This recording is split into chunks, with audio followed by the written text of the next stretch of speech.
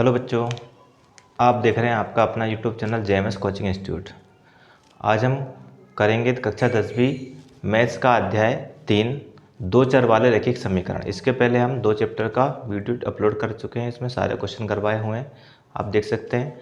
इसमें अपन दो चर वाले रैखिक समीकरण क्या होते हैं पहले बेसिक समझेंगे और इसके एग्जाम्पल करेंगे और उसके बाद इसके क्वेश्चन करेंगे। हर एक क्वेश्चन को हम डिटेल में करेंगे, है ना। अगर आपको वीडियो अच्छी लगती है तो लाइक शेयर सब्सक्राइब जरूर करें। देखें, है ना, क्या आपका है दो चर वाले रैखिक समीकरण। तो हमें पहले समझना है कि चर क्या होता है और अचर क्या होता है, और उसके बाद फिर हम रैखिक समीकरण को समझेंगे, ठीक है। तो देखो, एक तो आपका होता है एक चर वाला रैखिक समीकरण। सबसे पहले देखो, एक चर वाला रैखिक समीकरण, एक चर वाले रैखिक समीकरण, ठीक है। तो रैखिक समीकरण किसे कहते हैं, है ना, जिसमें चर की अधिकतम घात कितनी हो, एक हो, है ना। जैसे आपका क्या 2x + 3 = 5 ये लिखा हुआ है। तो ये इसमें क्या है आपका, ये आपका x क्या है, चर राशि है। ये क्या है आपका x क्या है, चर, ठीक है। और ये बाकी ये क्या है, ये आपका इसका चर का क्या है, ये आपका गुणांक है ना। ये क्या अचर राशि है, ठीक है। ये और ये क्या है आपके अचर राशि है, ये क्या है अचर। तो चर क्या होता है, चर मतलब आपका वेरिएबल्स और आपका अचर मतलब होता है कांस्टेंट, ठीक है। वेरिएबल्स मतलब जिसके मान हर एक इक्वेशन में अलग अलग हो सकते हैं, वो आपके चर कहलाते हैं। और जिसके मान कभी नहीं बदलते वो कहलाता है आपका अचर कहलाता है, कांस्टेंट कहलाता है, ठीक है। तो ये आपका इसमें देखो, एक वेरिएबल से एक चर राशि है, ठीक है ना, और बाकी अचर राशि है। तो ये क्या कहलाएगा, एक चर वाला रैखिक समीकरण। रैखिक समीकरण किसे कहते हैं, जिसमें जो चर राशि है, चर की अधिकतम घात कितनी होनी चाहिए, अधिकतम घात अगर चर राशि है उसकी अधिकतम घात कितनी हो, एक हो, तो वो क्या कहलाता है आपका रैखिक समीकरण कहलाता है, ठीक है ना। और कितने, अगर एक चर राशि है तो एक चर वाला रैखिक समीकरण कहलाएगा, ठीक है। अब जैसे आपका दो चर वाले रैखिक समीकरण की बात करते हैं, तो ये एक चर वाला हो गया, है ना। जैसे दो चर वाला, तो दो चर वाला रैखिक समीकरण क्या कहलाएगा आपका, दो चर वाला रैखिक समीकरण, चर वाले रैखिक समीकरण। इसमें भी आपकी चर राशि की घात तो एक ही होगी, लेकिन आपकी चर राशि कितनी होंगी, दो। जैसे आपका कितना लिखे, 3x + 4y = आपका 5 लिखा हुआ है। तो इसमें एक तो x है और एक क्या है, y है। ये दोनों क्या है, चर राशियां हैं। ये क्या है आपकी चर राशियां हैं, कितनी है, दो चर राशियां हैं, ठीक है। और बाकी है आपका, ये क्या है आपका अचर राशि है, 5 क्या है आपकी अचर राशि है, ठीक है। तो चर और अचर आपको क्लियर हुआ होगा कि चर राशियाँ क्या होती है, जिनके मान हर एक इक्वेशन में हर एक सवाल में चेंज हो सकते हैं, है ना, वो चर राशियाँ कहलाती है, वेरिएबल्स कहलाते हैं। और जिसके मान कभी भी परिवर्तित नहीं होते हैं वो अचर राशियाँ कहलाती है, कांस्टेंट राशि कहलाती है, कांस्टेंट वेरिएबल्स कहलाते हैं, ठीक है। इस तरह से हम बोल सकते हैं, है ना। तो ये आपके इसमें क्या x और y दो क्या है आपके चर है ना, और ये आपका अचर है। तो ये दो चर वाले क्या है, रैखिक समीकरण है। और रैखिक समीकरण क्यों है, क्योंकि देखो इसमें x की अधिकतम घात कितनी है, एक है, और y की अधिकतम घात भी कितनी है, एक है। मतलब चर राशि की अधिकतम घात अगर एक होती है तो रैखिक समीकरण कहलाता है। जिसमें एक चर राशि होती है उसे एक चर वाला रैखिक समीकरण कहते हैं, जिसमें दो चर राशियां होती है उसे दो चर वाला रैखिक समीकरण कहते हैं, ठीक है।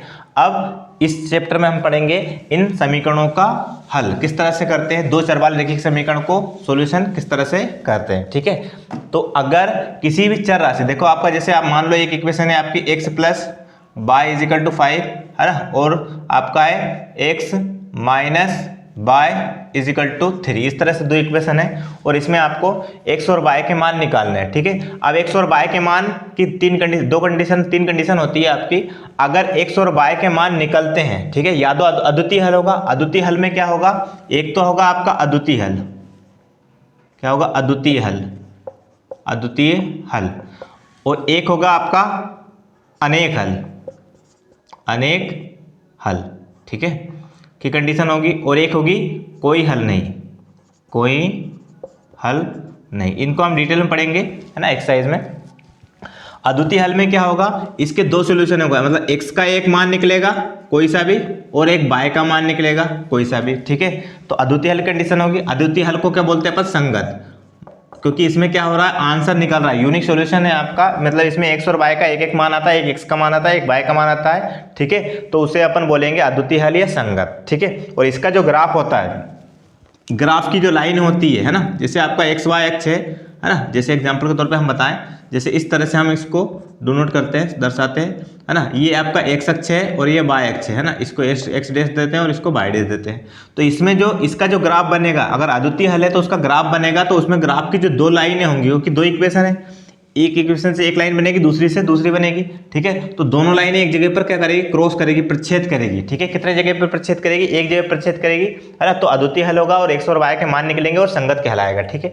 लेकिन अगर जो ग्राफ में लाइन है ना, जैसे आपका ग्राफ में लाइनें क्या होती है, जो दो लाइन है, ठीक है, एक लाइन है और दूसरी लाइन भी इसी के ऊपर आती है, इसी के ऊपर आती है, मतलब संपाती, है ना, इसी के ऊपर आती है। जैसे अगर आपका अद्वितीय हल की सॉरी अनेक हल की कंडीशन क्या होगी, जैसे आपका एक इक्वेशन है x plus y is equal to 5 और दूसरा है आपका 2x plus 2y is equal to 10। तो ये दोनों इक्वेशन में देखो, अगर इसमें 2 से भाग देंगे तो ये इक्वेशन बन जाएगी। तो दो इक्वेशन बिल्कुल सेम हो, है ना, ठीक है। अगर भाग देंगे अपन किसी संख्या से और कॉमन लेंगे या किसी संख्या से भाग देंगे तो दोनों इक्वेशन सेम बन जाएगी। तो इसका जो हल निकलेगा वो क्या होगा, अनेक हल होगा। अनेक हल होगा मतलब दोनों इक्वेशन सेम है, तो इसके जो ग्राफ बनेगा, ग्राफ में जो लाइनें बनेंगी वो क्या होगी, एक के ऊपर एक आएगी, संपाती लाइन होगी। संपाती मतलब एक के ऊपर एक रहेगी, तब क्या होगा, इसके हर एक पॉइंट पर आंसर निकलेगा। तो इसमें x का भी अनंत मान होता है, इनफाइनाइट, और y का भी जो मान होता है वो क्या होता है, अनंत हो सकता है, ठीक है।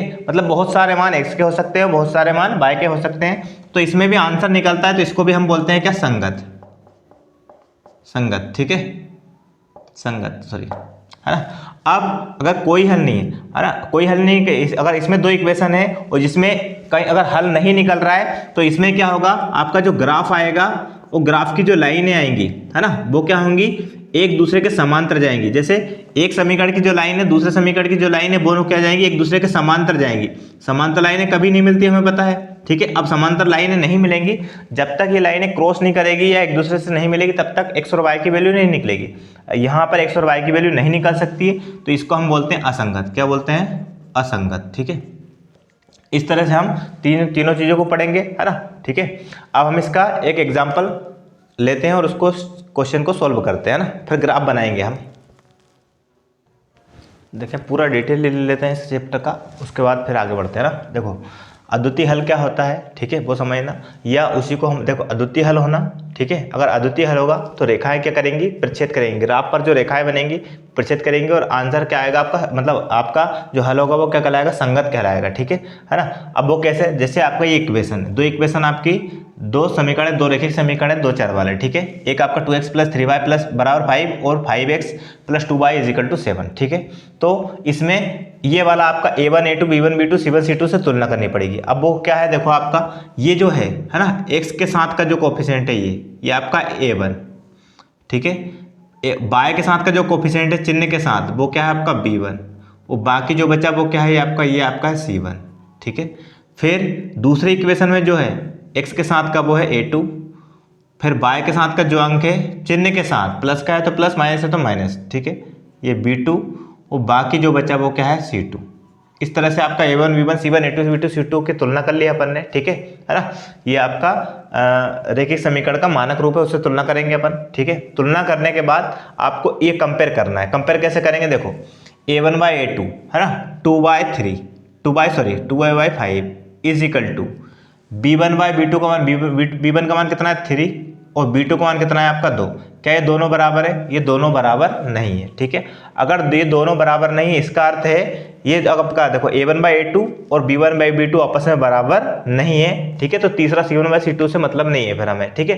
पहला दूसरा अगर बराबर नहीं है तो इसका अर्थ है जो ये समीकरण दी है, दो इक्वेशन दी हुई है, ठीक है ना, उसमें जो ग्राफ आएगा वो इस तरह से आएगा, जैसे ये एक्स अक्ष है और ये पूरा क्या है, वाई अक्ष है ना। तो जो ग्राफ की जो लाइन देखो, इस समीकरण की लाइन ये है ना, हमने माना है, ठीक है, हमने निकाल के नहीं देखा, बस इसको इस तरह से अपन ने बना के एक एग्जांपल के तौर पे समझा रहे हैं आपको बस, ठीक है ना। तो जैसे ये वाला समीकरण है, इसकी लाइन ही ये वाली है, ठीक है, और ये वाला समीकरण है दूसरा समीकरण, उससे ये वाली लाइन बनी, दोनों लाइनें कितने बिंदु पर क्रॉस कर रही है, एक बिंदु पर क्रॉस कर रही है, मतलब यहाँ पर x का एक मान होगा और y का एक मान होगा, है ना। इसलिए इसे बोलते हैं अद्वितीय हल। अद्वितीय हल मतलब यूनिक सॉल्यूशन का मतलब क्या हो रहा है, x का एक ही मान x का रहेगा और एक ही मान क्या रहेगा, y का रहेगा, एक से ज्यादा मान नहीं रहेंगे, ठीक है ना।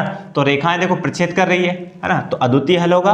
ये उसे बोलते हैं, अगर रेखाएं पूछे कि रेखाएं प्रच्छेदी करेंगी या नहीं करेंगी तो हम लिखेंगे कि रेखाएं प्रच्छेद करेंगी, क्योंकि इसमें पहला दूसरा बराबर, पहले का अनुपात दूसरे के अनुपात के बराबर नहीं है, तो इसमें जो ग्राफ बनेगा उसकी रेखाएं क्या करेगी, प्रच्छेद करेगी एक दूसरे को। ठीक है ना, इस तरह से है ना। और अगर आंसर निकल रहा है मतलब ये क्या कहलाएगा, संगत, क्योंकि x का एक मान और y का मान एक मान निकल रहा है, मतलब ये क्या कहलाएगा, संगत कहलाएगा। ठीक है, अब दूसरी कंडीशन क्या होती है, जैसे ये इक्वेशन है आपकी, ठीक है, देखो ये a1/a2 है ना, अलग अलग कर लेते हैं ताकि और क्लियर हो जाए। जैसे ये a1 है ना, पूरा बेसिक क्लियर हो जाए तो आपको जो एक्सरसाइज है समझने में बहुत आसान रहेगा। ठीक है, ये आपका कितना है, ये आपका a1 है ना, ये आपका y के साथ का आपका b1 और बाकी जो बचा बराबर का उधर वो क्या, c1। ये a2 दूसरे इक्वेशन का, y के साथ का b2 और ये आपका कितना है, c2। ठीक है, तो देखो इसमें अपन देखो a1/a2 का अनुपात निकालते हैं 2/4। ठीक है ना, कैंसिल करेंगे तो 2 1 कम 2, 2 दूना 4, मतलब ये 1/2 लिखा है, बराबर b1/b2, b1 का मान है 3 और b2 का मान कितना है 6। कैंसिल करेंगे इसको भी तो कितना हो जाएगा, ये भी 3 1 कम 3, 3 दूना 6, एक भी 1/2 लिखा है, बराबर c1/c2, c1 का मान है 5 और c2 का मान कितना है 7। तो देखो ये पहला दूसरा अनुपात तो बराबर है, इसका मान भी 1/2 आ रहा है और इसका मान भी 1/2 आ रहा है, लेकिन ये तीसरा 5/7 को काटेंगे तब भी ये नहीं आएगा, है ना, कैंसिल ही नहीं हो सकता वैसे तो ये आपका पहला दूसरा अनुपात बराबर है लेकिन तीसरा अनुपात बराबर नहीं है। ठीक है, इसका अर्थ है इसमें जो ग्राफ आएगा, ग्राफ की जो दो लाइनें आएंगी, एक इस समीकरण से लाइन बनेगी और एक इससे बनेगी। ठीक है, दोनों लाइनें किस तरह से जाएगी, पैरेलल जाएगी, पैरेलल मतलब समांतर जाएंगी। अब हमें पता है समांतर लाइनों को कितना भी आगे बढ़ा दें उनके बीच की दूरी हर जगह समान रहती है और वो कभी भी नहीं मिलती है। अब अगर ये दोनों लाइनें नहीं मिलेंगी, जब मिलेगी तभी आपका x और y का मान निकलेगा, है ना, एक दूसरे को प्रच्छेद करेगी तो मान निकलेगा, नहीं तो नहीं निकलेगा सॉरी। तो यहाँ आपका दोनों लाइनें क्या हो रही है, समांतर जा रही, पैरेलल जा रही है, मतलब ये कहीं नहीं मिलेगी, मतलब यहाँ ना तो x का मान निकलेगा ना ही y का मान निकलेगा, इसलिए इसे बोलते हैं अपन, इसका कोई हल नहीं निकल सकता है, तो कोई हल नहीं होगा। ठीक है, या इसमें जो रेखाएं जाएंगी, ग्राफ की लाइनें कैसे जाएंगी, समांतर जाएंगी, तो इससे क्या बोल सकते हैं, असंगत। क्यों, क्योंकि इसमें आंसर नहीं निकल रहा है, तो ये क्या कहलाएगा, असंगत कहलाएगा। ठीक है, तीसरी कंडीशन देखें आप, जैसे ये इक्वेशन है ना, इसमें ये आपका a1, ये आपका b1 और ये आपका c1। ठीक है, फिर ये है आपका a2, ये है b2 और ये है आपका c2।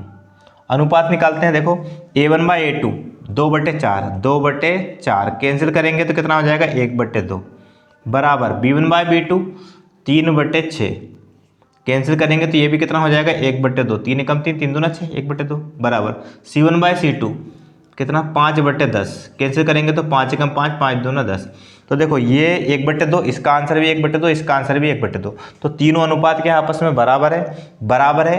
तो इसमें जो आपका, इसलिए इसे बोलते हैं अनंत आनेखल क्यों बोलते हैं, इसमें देखो ये दो लाइनें आपको दिख रही है, 2x + 3y = 5 और ये 4x + 6y = 10। अगर थोड़ा ध्यान दो, अगर इसको हम 2 से कैंसिल कर दें, इसको पूरे को 2 से कैंसिल कर दें, तो देखो 2 से कैंसिल करेंगे कितना आएगा, 2x आएगा, 2 से यहाँ भाग देंगे कितना आएगा, 3y आएगा, और बराबर 2 से यहाँ भाग देंगे कितना आ जाएगा, आपका 5 आ जाएगा। इस तरह से ये जो इक्वेशन, इसको काटने पर, कैंसिल करने पर, ये इक्वेशन पहली इक्वेशन और ये आपकी जो थर्ड इक्वेशन है वो सेम बन गई। इसका अर्थ है कि दोनों इससे जो ग्राफ बनेगा और इससे जो लाइन, ग्राफ की लाइन आएगी वो क्या होगी, एक ही लाइन रहेगी। ठीक है, दो लाइन नहीं रहेगी, एक ही लाइन रहेगी, मतलब इस ग्राफ से जो लाइन आई है और इस ग्राफ से जो इस समीकरण से जो लाइन आई है और इस समीकरण से जो लाइन आई है, रेखा आई है, वो क्या होगी, एक दूसरे के ऊपर जाएगी, एक ये और दूसरी ये, एक के ऊपर एक जाएंगी, है ना। अब एक के ऊपर एक जा रही है, मतलब हर जगह एक दूसरे को क्या कर रही है, प्रच्छेद कर रही है। अब अगर हर जगह प्रच्छेद करी तो हर जगह पर इसका एक एक आंसर होगा, यहाँ पर भी, यहाँ पर भी, यहाँ पर भी, यहाँ पर भी, हर जगह पर, हर एक पॉइंट पर इसमें x और y का मान निकलेगा। इसलिए इसे बोलते हैं, क्या होगा, इसका अनेक हल होंगे। अनेक मतलब बहुत सारे हल हो सकते हैं। ठीक है, और अनेक हल होते हैं क्योंकि रेखाएं कैसी है, संपाती मतलब एक के ऊपर एक जा रही है। और अगर हल निकलते हैं तो क्या बोलते हैं अपन, संगत कहते हैं। ठीक है, तो इस तरह से आपके 3 तरह के ग्राफ बन सकते हैं। ठीक है, प्रच्छेदी करेगा तो आंसर निकलेगा, अद्वितीय हल होगा, संगत होगा। अगर समांतर जाएंगी तो असंगत होगा, मतलब आंसर नहीं निकलेगा, तो कोई हल नहीं होगा। रेखाएं कैसे होगी, समांतर। और अगर आपके रेखाएं संपाती होती है तो भी संगत कहलाएगा। है ना, और आपका अनेक हल निकल सकते हैं x और y के। ठीक है, इस तरह से पूरा फुल डिटेल हो गया। अब इसका एग्जाम्पल देखते हैं हम। पहला एग्जाम्पल देखें आपका क्वेश्चन है कि ग्राफ विधि से आपको जांच करना है कि समीकरण युग्म संगत है, और यदि ऐसा है, अगर संगत है तो उन्हें ग्राफ विधि के द्वारा अपने को ज्ञात करके बताना है। ठीक है, ग्राफ विधि से हल करना है, इसका 2-3 तरीके होते हैं, प्रतिस्थापन विधि, विलोपन विधि, ग्राफ विधि। ठीक है, इस तरह से अपन निकाल सकते हैं। तो अभी अपने को ग्राफ विधि से पूछा है। ये समीकरण क्या है आपका 1 और ये समीकरण क्या है आपका 2। ठीक है, तो कोई से भी एक समीकरण को देखो, समीकरण ग्राफ विधि से कर रहे हैं अपन। पहला समीकरण लिया हमने समीकरण 1, समीकरण 1 से समीकरण 1 लिया, उसको लिखा x plus 3y is equal to क्या 6। ठीक है, फिर यहाँ से अपन x का मान या y का मान निकालेंगे। तो देखो हमें किसका मान निकालना है, जो सरल पड़े। कैसे, अगर यहाँ से आप y का मान निकालते हो तो x का पक्षांतर करना पड़ेगा, x का मान निकालते हो तो ये 3y का पक्षांतर करना पड़ेगा। ठीक है, लेकिन अगर हम y का मान निकालेंगे 3 गुणा में भाग में चला जाएगा, जो हमारा सवाल टिपिकल हो जाएगा। ठीक है, इसलिए हम किसका मान निकाल रहे हैं, x का।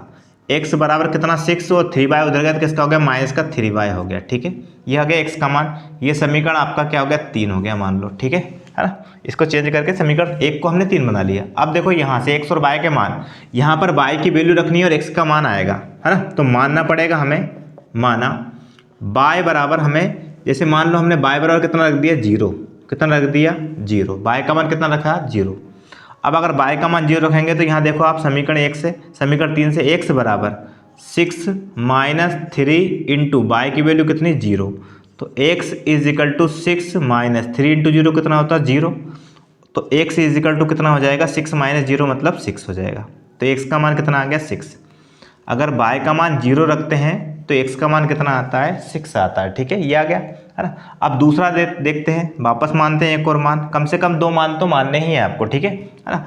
अब जैसे y का मान हम 1 ले लेते हैं। ठीक है, कितना लेते हैं 1, तो माना y बराबर कितना लिया हमने 1 ले लिया। ठीक है, y का मान 1 कहाँ रखा समीकरण 3 से। तो कौन से समीकरण से, यहाँ भी लिख देना कौन से समीकरण से लिखा था, समीकरण 3 से। समीकरण 3 में हम मान रख रहे हैं, तो समीकरण 3 से, समीकरण 3 से, समीकरण 3 से कैसे हो जाएगा ये, देखो यहाँ x is equal to 6 minus 3 into y की वैल्यू कितनी मानी हमने 1। तो कितना हो गया x is equal to 6 minus 3 into 1। देखो ये माइनस ये प्लस माइनस होगा, 3 इंटू 1 कितना होता है 3। तो x इज इक्वल टू ये प्लस ये माइनस घटेगा, बड़ा नंबर प्लस का चिन्ह आएगा प्लस का, 6 में से 3 घटाए कितने आ जाएंगे आपके 3 आ जाएंगे। ठीक है, तो इस तरह से आपके 2 मान हो गए। देखो यहाँ पर एक मान था आपका y का, थोड़ा सा और आउटलाइन क्लियर कर देते हैं ताकि और क्लियर हो जाए ये। ठीक है, x y का मान 0 लिया तो x का मान कितना आया 6, और y का मान कितना लिया हमने 1 लिया, तो x का मान कितना आया आपका 3। इस तरह से पहले समीकरण से हमने x और y के मान निकाल लिए। ठीक है ना। उनको हम कहाँ लिखते हैं, नीचे लिख लेते हैं। देखो यहाँ तक दिखाई दे रहा है, यहाँ पर लिख लेते हैं x और y के मान। देखो किस तरह से, बात समझना, x और y, है ना। कैसे कि अगर हमने y का मान कितना लिया 0, उस समय x का मान कितना आया 6, फिर y का मान लिया हमने 1, यहाँ 1 लिखा, तो x का मान कितना आया था 3। ये आपके 2 मान हो गए। ठीक है, अब दूसरा समीकरण लेते हैं और समीकरण 2 से देखते हैं। ठीक है, तो देखें समीकरण 2 से, समीकरण किससे 2 से, समीकरण 2 लिया हमने कितना 2x minus 3y is equal to 12। ठीक है, अब यहाँ x और y किसी का भी मान निकाल सकते हैं, तो हम x का ही निकाल दें। तो देखो 2x इज इक्वल टू 12 और 3y का पक्षांतर कर दिया, किसका हो गया माइनस का 3y हो गया। कितना हो गया माइनस का 3y हो गया, माइनस का सॉरी माइनस का था, किसका हो गया प्लस का, क्योंकि माइनस का पक्षांतर करने पर किसका हो जाएगा प्लस का। और यहाँ से x का मान निकालेंगे तो 12 प्लस 3y तो आपका है ही सही आपका, और ये इंटू में 2 था, 2 कहाँ जाएगा डिवाइड में पहुँच जाएगा। ये समीकरण क्या हो गया मान लो 4, क्योंकि हमने समीकरण 2 से उसको थोड़ा सा x का मान निकाला, समीकरण 4 बन गया। अब यहाँ देखें आप x और y का मान वापस मानना है। ठीक है, तो मानेंगे हम, माना अब y का मान मानना है तो x का मान आएगा। तो थोड़ा ध्यान देना कि y का मान ऐसी वैल्यू माने, है ना, कि सोल्व करने पर 2 से भाग, देखो ऊपर सोल्व करने पर सम संख्या है, क्यों, क्योंकि सम संख्या आएगी 2 से भाग जाएगा तो हमारा पॉइंट में आंसर नहीं आएगा, तो हमें आसानी होगी। ठीक है, तो देखें आप, देखो 12 आपका माना बाय का मान क्या माने, देखो अगर 1 मान लेते हैं, ठीक है, तो 1 मानेंगे तो 3 एकम 3, और 12 में 3 जोड़ेंगे तो 15 हो जाएगा, 2 से भाग नहीं जाएगा, ठीक है। 2 मान लेते हैं, है ना, तो आपका भाग चला जाएगा। लेकिन अगर -2 मानते हैं तो वो छोटा हो जाएगा, ठीक है। तो क्या मानते हैं अपन, माना बाय बराबर -2। क्यों मान रहे हैं उसका रीजन देखना आप। बाय का मान -2 मानेंगे तो समीकरण कौन से समीकरण 4 से, 4 से, ठीक है। समीकरण 4 मान रखते हैं तो x बराबर 12 + 3 इंटू, क्योंकि हमें अगर देखो जोड़ेंगे तो 12 और में कुछ जोड़ेंगे तो ज़्यादा हो जाएगा, तो ग्राफ पे बनाने में दिक्कत आएगी, इसलिए हम छोटा मान मानने करने के लिए हमने माइनस का मान लिया। तो देखो -2 ले लिया, बाय का मान क्या ले लिया, -2, और बटे में कितना है 2। यहाँ पर बाय की वैल्यू रखी बस और कुछ नहीं किया। तो x = 12 प्लस माइनस क्या होता है, -3 का गुणा 2 में किया कितना आ जाएगा 6, और बटे में कितना आ जाएगा 2। x बराबर 12 में 6 घटाया कितने आ गए 6, और 2 से भाग 2 बटे में है 2 से भाग दिया तो x बराबर कितना आ गया आपका 3। x का मान कितना आ गया 3, सॉरी, है ना, हाईलाइट कर देते हैं। बाय का मान अगर हमने -2 माना तो x का मान कितना आया 3, तो कम से कम 2 मान मानने हैं, ठीक है। एक और मान लेते हैं अपन, बाय का मान 0 मान लो, 0 मान लोगे तो ये 0 हो जाएगा, 2 से भाग देंगे 6 आंसर आ जाएगा, ठीक है। तो बाय का मान क्या मान ले, 0 कुछ ही मान सकते हैं, ठीक है। तो माने अपन यहाँ माना बाय बराबर कितना मान लिया हमने 0, ठीक है। तो समीकरण कौन से 4 से, समीकरण 4 से, देखो समीकरण 4 में यहाँ बाय की वैल्यू 0 रख रहे हैं, तो x = 12 इंटू बाय की वैल्यू कितनी, सॉरी 12 + 3 इंटू बाय की वैल्यू कितनी 0 रख रहे हैं, और बटे में कितना 2, है ना। तो देखें कितना आता है, x = 12 तो ऐसा कैसे रहेगा, प्लस 3 × 0, 3 आपका 3 का गुणा किसमें होगा 0 में, तो कितना आएगा 0, और बटे में कितना 2। x = 12 में 0 जोड़ा कितना आएगा 12, और बटे में 2, और 2 से भाग दिया तो x = कितना आ जाएगा आपका 6, कितना आ गया 6। तो देखो यहाँ पर बाय का मान 0 लिया था तो x का मान कितना आया 6 आ गया, ठीक है। तो x और y के मान हो गए, वो यहाँ लिख लेते हैं x और y के मान, क्योंकि हमारा इसी से ग्राफ बनेगा, है ना, ठीक है। कितना x का, देखो बाय का मान कितना था -2, कितना था -2, चलो इधर इस ब्लू से लिख देते हैं। बाय का मान कितना था -2, तो x का मान कितना आया था 3। बाय का मान कितना था आपका 0, तो x का मान कितना आया आपका 6, ठीक है। इस तरह से x और y के मान आ गए। अब इससे अपने को ग्राफ बना के बताना है x और ये संगत है या नहीं। अगर संगत कब होगा, जब या तो रेखाएं एक के ऊपर एक जाएंगी, समपाती रेखाएं होंगी या प्रच्छेद रेखाएं होंगी तो संगत होगा, नहीं तो संगत नहीं होगा तो असंगत होगा, ठीक है। संगत होगा तो ग्राफ विधि से हल निकालना है ना, ठीक है। तो अब हमें किसकी जरूरत है, एक इसकी और एक इसकी, ठीक है। तो उसको हम अलग लिख लेते हैं, जैसे इसकी जरूरत है तो इसको भी इधर लिख लेते हैं, कितना x और y, है ना, क्या 6 0 और 3 और 1, ठीक है। इसको हमने लिख लिया। अब इसी से हम ग्राफ बनाएंगे तो इसको हम क्लीन कर देते हैं, ठीक है। देखें, देखो ये आपका है ना, ये जो बिंदु थे उससे अपना ग्राफ, देखो कैसे अपने ग्राफ बनाया। तो ये सही होता है x अक्ष, ये होता है आपका y अक्ष, ठीक है। ये आपका 0.00 मतलब यहाँ पर x और y जहाँ पर मिलते हैं, इस पॉइंट पर x और y, इस पॉइंट पर x और y दोनों का मान कितना होगा 0 होगा, और इस लाइन पर x अक्ष पर y का मान 0 होता है और y अक्ष पर x का मान 0 होता है, ठीक है ना। अब ये ग्राफ में लाइन पॉइंट कैसे बनाएं, तो देखो x का मान कहाँ तक, ये 6 तक, और यहाँ भी 6 तक है, x का मान 6 तक है ज़्यादा, और y का मान कितना है, देखो y का मान कहाँ तक है, यहाँ -2 तक है, और यहाँ आपका कितना है 1 तक है, ठीक है। इसलिए अपन ने y का मान -2 तक लिया, इस तरह से अपन ने वैल्यू ली उसके हिसाब से, ग्राफ के हिसाब से, ठीक है। अब देखें, है ना, ये आपका 6 तक था x का मान, इसलिए 6 तक लिया, y का मान -2 तक था, -2 तक लिया एक, और y का मान प्लस में 1 तक था, तो अपन ने 2-3 पॉइंट ज़्यादा ले लिए, ठीक है। अब देखें आप आगे, है ना, पहला पॉइंट 3 और x का मान -2, x का मान 3 और y का मान -2। देखो x का मान 3 क्या है, 1 2 3 प्लस में ये आपका 3, ये पॉइंट है ना, और y का मान -2, y का मान -2 कहाँ है आपका, ये, ठीक है। तो देखो यहाँ से लाइन आएगी, ये वाली लाइन इस तरह से, ठीक है, और यहाँ से ये वाली लाइन इस तरह से, ठीक है, इस तरह से ये, और जहाँ पर जो दोनों लाइनें मिलती है इस यहाँ पर बनेगा पॉइंट, ये वाला पॉइंट है ना। अब ये वाला है पॉइंट क्या, इसमें x का मान कितना है और y का मान कितना है वो लिखेंगे। x का मान कितना था 3 और y का मान कितना था -2। ठीक, ये हो गया पहला पॉइंट, इससे निकाल रहे हैं। ठीक है, और फिर दूसरा पॉइंट क्या था आपका 6 और 0। x का मान 6 ये है और y का मान 0। देखो x का मान 6 दिया है, y का मान 0। अगर x का मान दिया है और y का 0 दिया है तो वो लाइन पर ही रहेगा। देखो x का मान 6 ये और y का मान 0 इसी लाइन पर होगा, है ना। x अक्ष पर y 0 होता है, y अक्ष पर x 0 होता है। ठीक है, तो ये वाला आपका पॉइंट बनेगा कहाँ, यहाँ इस पॉइंट पर, इस पर पॉइंट बनेगा यहाँ, ये वाला पॉइंट। इस पॉइंट पर x का मान क्या है, y का मान क्या है वो लिख लेते हैं अपन। ठीक है, यहाँ पर x का मान है क्या है 6 और y का मान कितना है 0। ठीक है, ये 2 हो गया। 2 से अपन एक लाइन बना सकते हैं, देखो यहाँ से ऐसे, है ना। ये लाइन इनको मिलती हुई जानी चाहिए, है ना।